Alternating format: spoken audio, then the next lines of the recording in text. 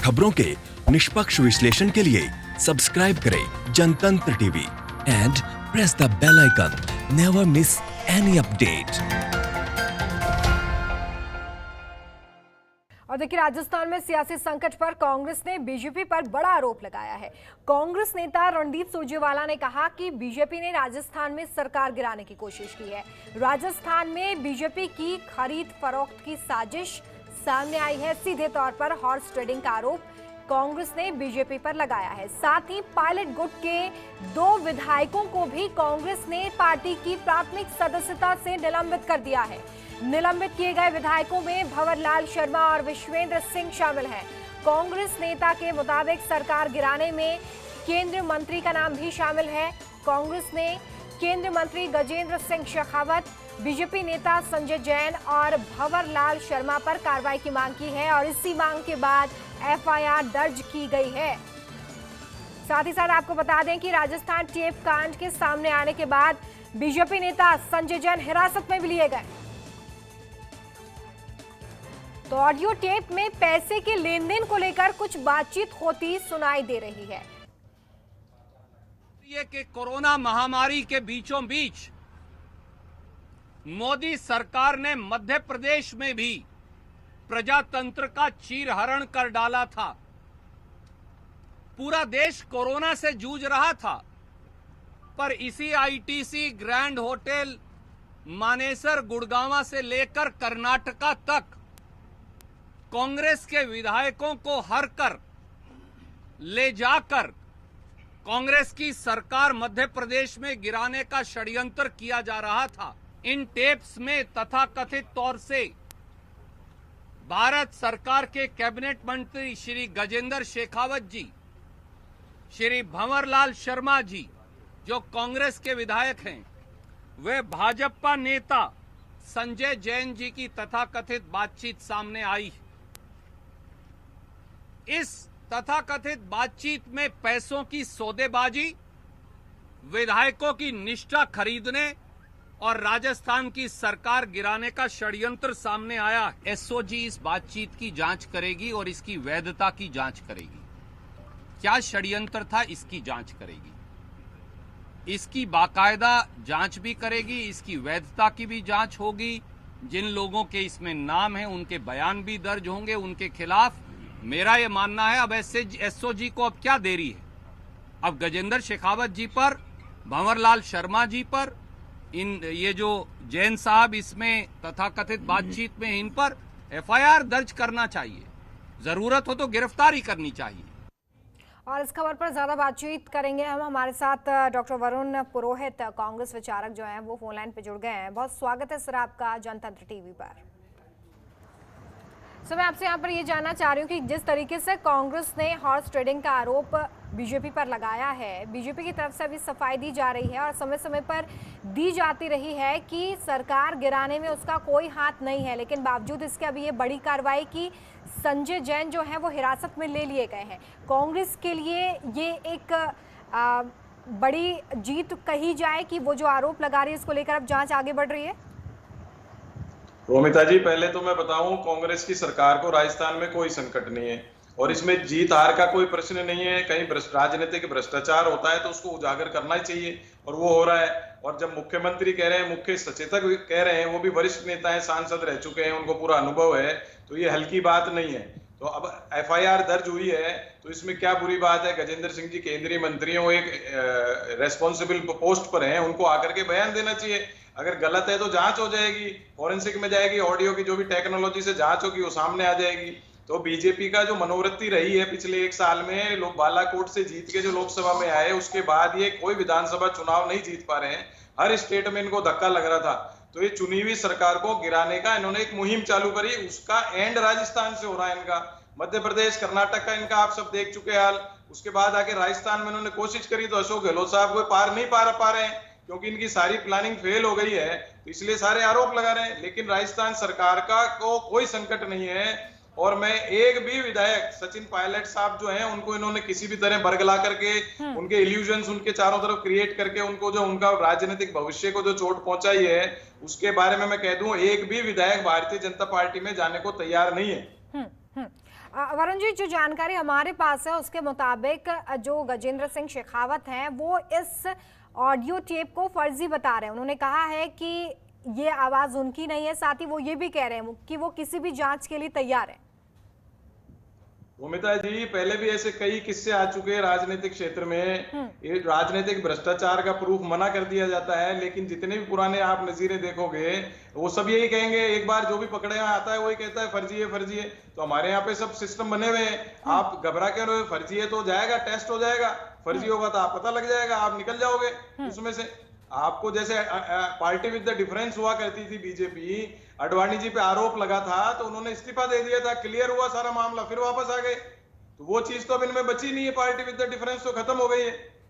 अगर इतने इनमें राजनीतिक शुचिता है, नैतिकता है, जिसका ये दुहाई देते हैं, काम पीछे से दूसरा करते हैं, तो आ जाए राजस्थान से। आप जीते हुए चुनाव हो, राजस्थान की जनता को आपका साफ चेहरा तो दिखना ही चाहिए। अगर आप साफ हो तो आप आइए, जांच में सहयोग कीजिए, अगर आप क्लियर होगे तो क्लियर हो जाओगे।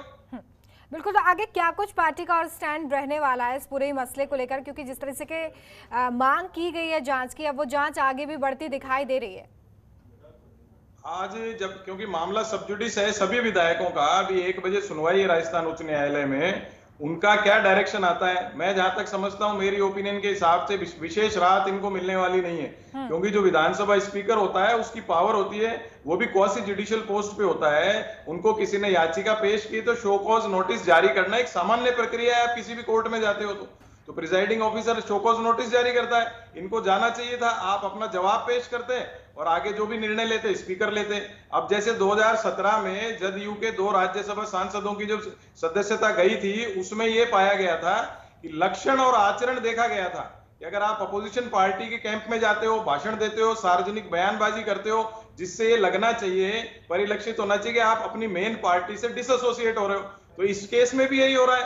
आप पहले कह रहे हो 84 विधायक रह गए, भैया आप सरकार के पार्ट हो, आप मुख्यमंत्री के नीचे मंत्री हो, आप ये कैसे कह सकते हो अल्पमत में आ गई। उसके अलावा आप दूसरी स्टेट में जाके, हरियाणा हरियाणा शासित प्रदेश में बैठे हुए हो, 2 बार विधायक दल की बैठक हो गई, उसको अटेंड नहीं करना चाह रहे हो, तो उसका साफ परिलक्षित है कि वो कांग्रेस से डिसएसोसिएट होना चाहते हैं। हमें भी दुख है, इतना बढ़िया हमारा युवा नेता अगर कांग्रेस छोड़ के जाता है या उसकी राजनीतिक रूप से उसको समाप्त कर देती है बीजेपी षड्यंत्र रच करके, तो वो एक नुकसान की बात तो है ही है। लेकिन मैं एक आपको पॉइंट बता दूं यहाँ पे कि थोड़ा समय ले रहा हूं आपका रोमिता जी, ये युवा नेता जो प्रचार हो रहा है, युवा नेता आता है छात्र राजनीति से, सड़क पे स्ट्रगल करके, यूनिवर्सिटी से, विश्वविद्यालय से।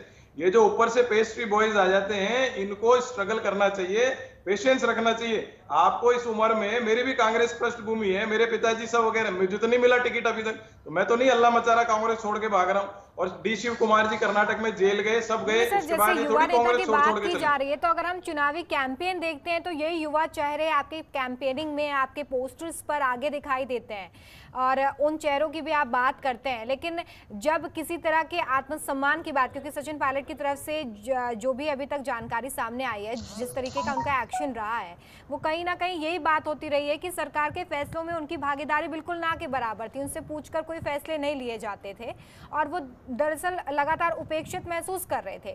ये उनकी जो पॉइंट्स हैं वो सामने उन्होंने रखे। लेकिन जब विधानसभा चुनाव होते हैं तब आप युवा चेहरों को लेकर इस तरह के सवाल नहीं उठाते हैं, लेकिन अगर पद की बात होती है, आत्मसम्मान देने की बात होती है, तो आप ये बता देते हैं कि भाई युवा नेता की पृष्ठभूमि तो ये होनी चाहिए।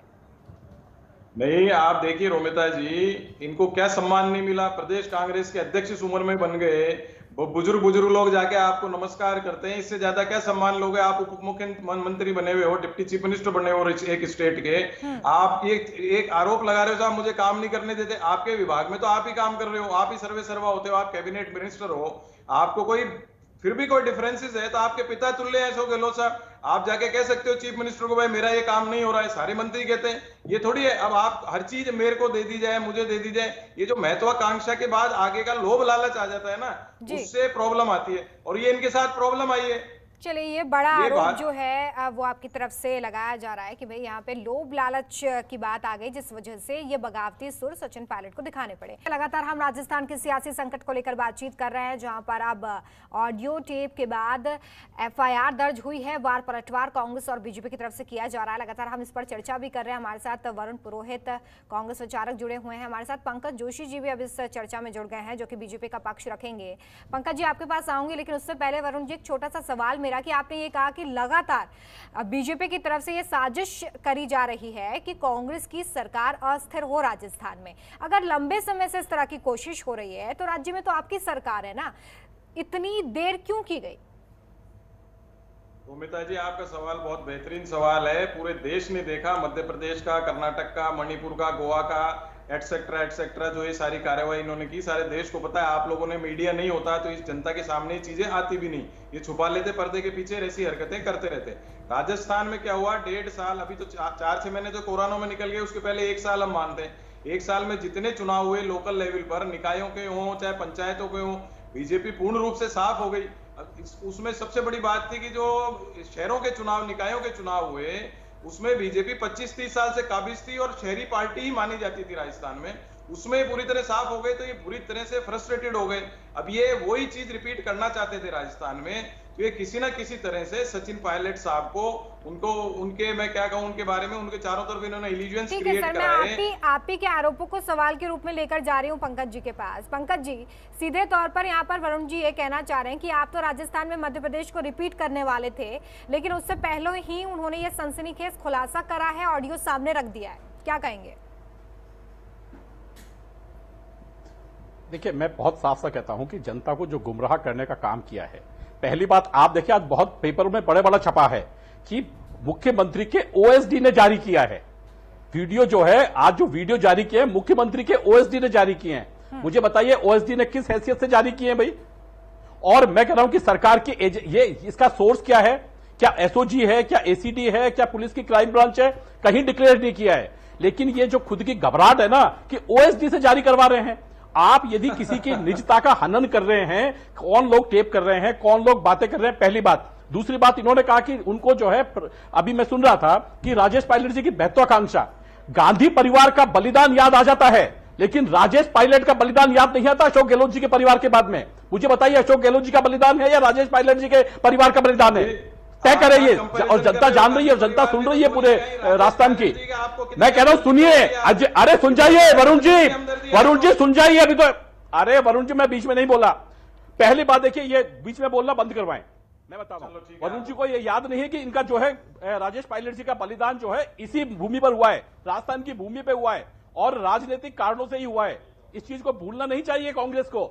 लेकिन मुझे बताइए कि आज जो है, और पंकज जी, राजनीतिक कारण ही है क्या? पंकज जी, ये राजनीतिक कारण ही है जिस वजह से कांग्रेस के नेताओं का बलिदान याद आ रहा है? कारण है, वर्चस्व का कारण है। नहीं, मैं कह रहा हूं बलिदान नहीं कह रहा मैं ये जो अभी इन्होंने कहा है उसकी बात कर रहा हूं मैं ये कह रहा हूं कारण क्या है कि यहां पर जो वर्चस्व की लड़ाई है। आप एक चीज बताइए, आपने किनके ऊपर आरोप लगाए?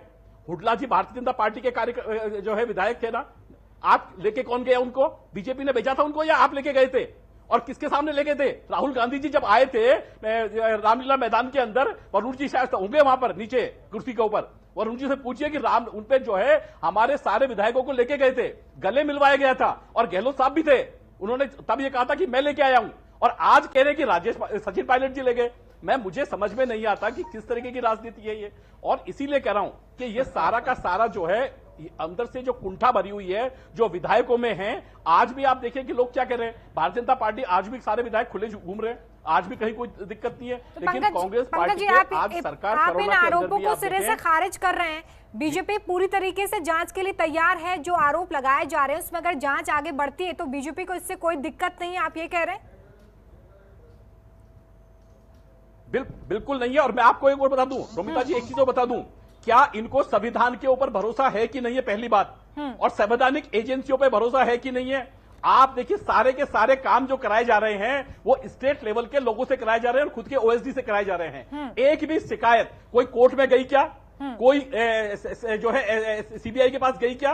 कोई ईडी के पास गई क्या? और यही मेरा सवाल था, ये इसी सवाल के साथ मैं जा रही हूँ वरुण जी के पास एक बार फिर से, कि वरुण जी ये तमाम सवाल जो पंकज जी यहाँ पर खड़े कर रहे हैं कि भाई अगर आपके पास इतने सारे सबूत हैं, आप लगातार ये आरोप पढ़ रहे हैं कि बीजेपी सरकार को अनस्टेबल करने की कोशिश कर रही है, तो सरकार में होने के बावजूद इस कदम में जो आपने अब उठाया है उसमें इतनी देरी क्यों करी गई है?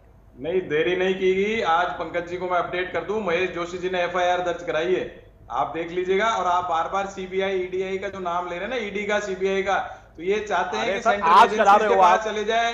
फिर आप बीच में मुझे तो चौंक रहे थे, आप बोल रहे हो, सुन लो, सीबीआई ईडी का नाम आप लोगों की जबान पर है, आपको स्टेट एजेंसीज पे भरोसा नहीं है क्या? सेंट्रल एजेंसीज का मिसयूज कौन कर रहा है? छापे मार रहे हो, अरे हमने आप जनता देखती है, सारी जनता देख रही है। और वर्चस्व की लड़ाई जोशी जी आपकी पार्टी में, वसुंधरा जी को आपने साइडलाइन कर रखा है, गजेंद्र सिंह शेखावत कोई राजस्थान के, पूरे राजस्थान के, समूचे राजस्थान के नेता नहीं है, आप थोपना चाह रहे हो बीजेपी के ऊपर, वसुंधरा जी को साइडलाइन कर रखा है। वर्चस्व की लड़ाई आप लोगों में, हमारे तो लड़ाई वर्चस्व की है ही नहीं, हमारे तो पिता पुत्र जैसा समावेश था। आपने जानबूझ के एक युवा नेता का राजनीतिक रूप से समाप्त करने की कोशिश की है। चलिए पंकज, यहाँ पर आप अपने हंसी को शब्दों में तब्दील करें जरा, मैं ये चाहूंगी, क्योंकि आरोप जो हैं वो लगातार किए मढ़े जा रहे हैं यहाँ पर कांग्रेस की तरफ से कि आप लोगों ने यहाँ पर ये बीज बोया है कि सरकार गिर जाए। सचिन पायलट को लेकर बार बार कांग्रेस की तरफ से आप पर ही आरोप लगाया जा रहा है। देखिए, मैं रोबिता जी, मैं फिर कहता हूँ, बहुत बड़ी चीज है। देखिए, आप इन्होंने कहा पिता पुत्र के रिलेशन, या तो बेसिकली मैं कह रहा हूं कि भगवान राम के जो पिता पुत्र के रिलेशन है उसको जो है आप इन शब्दों से जो है आप जो है गंदा मत कीजिए।